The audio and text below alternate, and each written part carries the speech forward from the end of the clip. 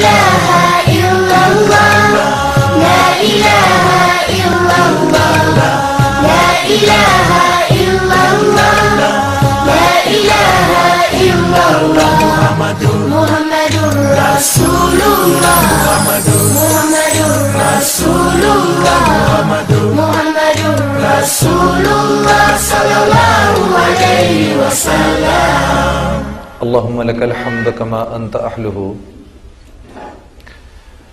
فصل على محمد كما أنت أهله وفعل بنا ما أنت أهله إنك أهل التقوى وأهل المغفرة. رب لك الحمد كما ينبغي لجلال وجهك وعظيم سلطانك اللهم لا أحصي ثناء عليك وأنت كما أثنيت على نفسك. بات شروع کرنے سے پہلے آپ حضرات سے سب سے اور بہنوں سے درخواست ہے کہ آپ کے جو موبائل فونز ہیں ان کی آواز اگر آپ لوگ بند کر دیں تو یہ ہے کہ بادب با نصیب بے ادب بے نصیب ہے.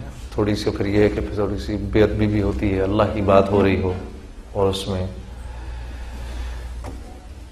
تو اور یہ ہے کہ آپ تک مجھے بہت خوشی ہے کہ اللہ نے مجھے موقع دیا کہ میں آپ حضرات کے سامنے آ کے اپنی گزارشات رکھوں. الحمدللہ آپ سب لوگ نیک دیندار لوگ ہیں. ہماری زندگی تو کیچڑ والی زندگی تھی اور اللہ نے فضل کا معاملہ کیا کہ کسی نہ کسی درجے میں اس گندی زندگی سے نکال لیا. میں اپنی بہنوں کا، میری بہن نائلہ اور میری بہن فرا، ان کا بہت شکر گزار ہوں کہ یہ گاہے بگاہے مجھے بلاتی رہتی ہیں یہاں فیصل آباد میں، اور ماشاءاللہ سے خود بھی یہ اور ان کے خاندان والے مرد بھی اور عورتیں بھی اور بچے بھی پوری تندہی سے، انتہائی اخلاص سے اللہ کے حکموں پر آنے کی خود بھی کوشش کر رہے ہیں اور حتی الامکان کوشش کرتے ہیں کہ اللہ کا یہ پیغام اوروں تک بھی پہنچ جائے. میرے عزیزو، کوئی نئی بات آپ کے سامنے میں نہیں رکھوں گا، وہی میرا آپ کا جو بھولا ہوا ایک سبق ہے، جو کہ جس سبق کو ہم تک آپ تک پہنچانے کے لیے اللہ جل شانہ نے اس دنیا میں تقریباً 1.25 لاکھ انبیاء علیہ السلام بھیجے، وہی سبق میں آپ کے سامنے دہراؤں گا. اللہ جل شانہ نے دنیا اور آخرت کی ساری کامیابیاں مجھ تک آپ تک پہنچ جائیں اور میں اور آپ ساری کی ساری ناکامیوں سے بچ جائیں، اللہ نے اس کے لیے اپنا دین مرحمت فرمایا ہے. اور دین بمعنی کلی ایک معاشرے کا نام ہے جس میں مختلف طبقات کے لوگ، مختلف زبانوں کے لوگ، مختلف برادری کے لوگ مل جل کے رہتے ہیں.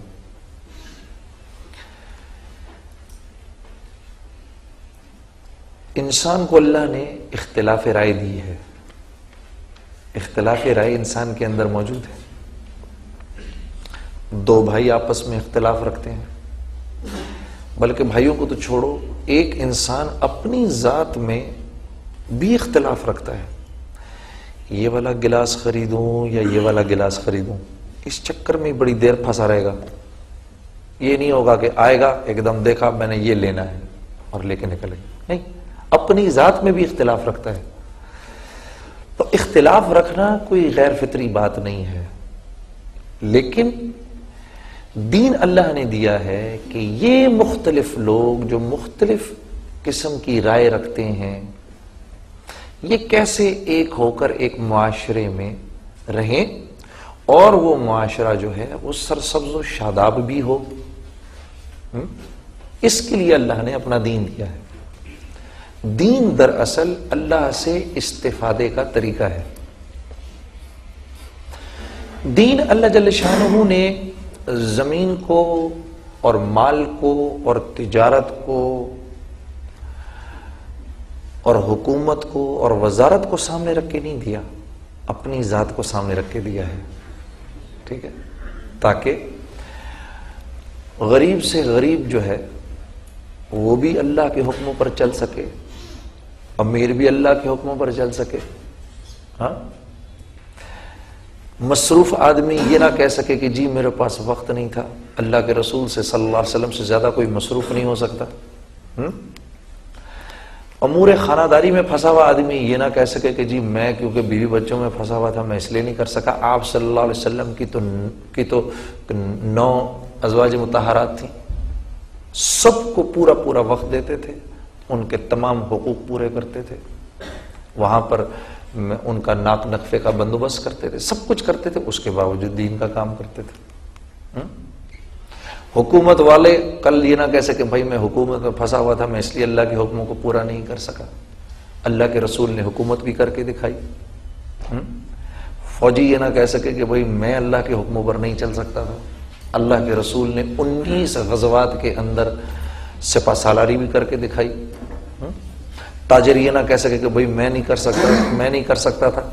اللہ کے رسول نے تجارت بھی کر کے دکھائی، اس میں اللہ کے حکموں کو پورا بھی کر کے دکھایا. پھر صحابہ کرام نے جن میں کے جو 10 عشرہ مبشرہ تھے ان میں 9 تو تاجر تھے. جی حضرت عبد الرحمن بن عوف تو تاجر الرحمن کہلایا کرتے تھے. حضرت عمر رضی اللہ تعالیٰ عنہ نے ان کو منع فرمایا تھا تم ادھار کبھی نہ دینا. جی ہم تو وہ حضرت عبد الرحمن بن عوف اتنی دیر کا بھی ادھار نہیں دیتے. اگر کوئی کہتا تھا جی یہ میں لے کے جا رہا ہوں گھر سے پیسے لے کر آ رہا ہوں، وہ کہتے تھے اس کو ادھر ہی چھوڑ کے جاؤ، پہلے پیسے لے کر آؤ پھر اس کو اٹھا کے لے کے جاؤ. تو زراعت والوں میں بھی ہیں. تو اللہ جل شانہ نے ہر شکل کے اندر اپنے حکموں پر عمل کرنا ہمارے لیے آسان رکھا ہے. اپنے حکموں پر. اچھا، اللہ کے حکم کو توڑ کے زندگی گزارنا. کل پرسوں میں اسٹوڈیو گیا ہوا تھا کیونکہ میں نعتوں کی نئی البم ریکارڈ کر رہا ہوں. تو وہ جو میرا ریکارڈسٹ تھا اس نے مجھ سے جب میں جانے لگا کہا جنید بھائی آپ سے بڑی ضروری بات کرنی ہے. میں نے کہا ہاں بولو. کہتے ہیں میں یہ گانے بجانے کا کام چھوڑنا چاہتا ہوں. میں نے کہا الحمدللہ الحمدللہ. کیوں؟ کہا کہ بس مجھے لگتا ہے یہ کام ٹھیک نہیں. میں نے کہا الحمدللہ. تو میں نے کہا کہ یہ خیال تمہیں کیسے آیا؟ کہا جب آپ پچھلی دفعہ البم ریکارڈ کر رہے تھے آپ نے بڑی باتیں کی اس طرح کی، میں سوچتا بھی رہا ان کے بارے میں. تو کوئی معیار تو ہوگا جنید بھائی جس معیار کی بنیاد پر آپ نے گانا بجانا چھوڑ دیا. میں نے کہا یار معیار تو تھا. کہنے لگا وہ کیا ہے؟ میں نے کہا بھئی اس وقت تیرے سامنے میں کوئی حدیث تجھے بتاؤں، قرآن سے کچھ تجھے ثابت کروں یا کرنے کی کوشش کروں تو وہ میں کر نہیں سکتا کیونکہ میں تو کوئی عالم تو ہوں نہیں، یہ تو کوئی عالم ہی کرے گا. میں تو تیرے سامنے موٹی موٹی بات رکھتا ہوں کہ حرام کمانا دراصل مشکل ہے، حلال کمانا آسان ہے. کہا یہ کیسے؟ میں نے کہا تو یہ دیکھ اس دنیا میں ہیں یا اس تیرے کراچی شہر میں کتنے گٹار بجانے والے موجود ہیں؟ کہتا ہے جنید بھائی بہت تھوڑے. میں نے کہا کتنے ستار بجانے والے موجود ہیں؟ کہا جی بہت تھوڑے. میں نے کہا کتنا باجا بجانے والے ہیں؟ کہا جی بہت تھوڑے. میں نے کہا مجھے یہ بتاؤ کہ یہ باجا بجانا آسان ہے کیا؟ کہا نہیں بہت مشکل ہے. میں نے کہا یہ کیا گٹار بجانا آسان ہے؟ کہا نہیں بہت مشکل ہے. میں نے کہا تو دیکھ شیطان کیسا چکر دیتا ہے کہ وہ کام جو کہ مشکل ہے وہ سکھاتا ہے ہمیں اور اس کے ذریعے اس مشکل کام کو کر کے ہم حرام کماتے ہیں. میں نے کہا جوا سیکھنا آسان کام نہیں ہے. تو کہتا ہے واقعی. میں نے کہا سارے مشکل کاموں میں ڈالے گا اور پھر ہم سے کمائی کروائے گا. ٹھیک ہے، اس کے برعکس دکان کر کے اس سے کمانا آسان ہے. لیکن یہ چکر بازی کیا کرے گا کہ جب تم اور میں حرام کمانے لگیں گے تو یہ ہمیں یہ نہیں بتائے گا کہ بعد میں ہمارے ساتھ کیا ہونا ہے. کہے گا دیکھ کتنے مزے ہیں، گانا گاؤ، سب سنیں گے، تجھے پیسہ ملے گا. ہاں، اور جب ہم حلال کمانے لگتے ہیں تو پہلے ہمیں سجھاتا ہے یار حلال کمائیں گے، پہلے دکان کرائے پہ لینی پڑے گی.